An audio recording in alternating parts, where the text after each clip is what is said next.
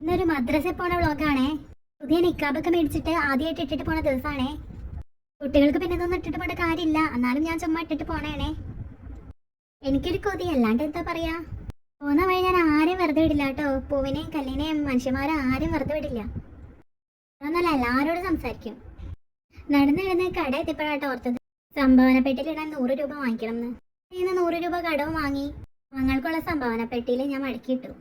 ഇതാണ് ഞങ്ങളുടെ നാസർക്ക. എല്ലാ നാട്ടിലും കാണും ഇതേപോലത്തെ ഒരു ഇക്കാമാരില്ലേ. ഇതാണ് നാസർക്കയുടെ കുട്ടി പെട്ടിക്കട. മദ്രസയുടെ തൊട്ടടുത്ത് തന്നെ ആയതുകൊണ്ട് മദ്രസയെ വിട്ട് തന്നെ എല്ലാ കുട്ടികൾക്കും ഈ മിഠായി ഫ്രീ ആയിട്ട് കൊടുക്കും. കുറേയൊന്നും കിട്ടില്ല കേട്ടോ, എല്ലാവർക്കും ഓരോന്ന് വെച്ച്.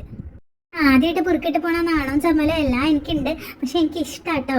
ഇത് ഞാൻ പോകുമ്പോൾ എന്നെ കുട്ടികളെ അത്ഭുതത്തോടെ നോക്കണ്ട്.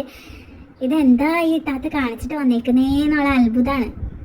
ഞാൻ പിന്നെ വലിയ ഷോയിൽ അങ്ങോട്ട് കയറി ചെന്നത്. എന്നോടൊരു കുട്ടി ചോദിക്കണ കേട്ടോ, എന്താ ഇത്. അവിടെ ഉസ്താദ് എന്നെ കണ്ട് വിളിച്ചിരിക്കും.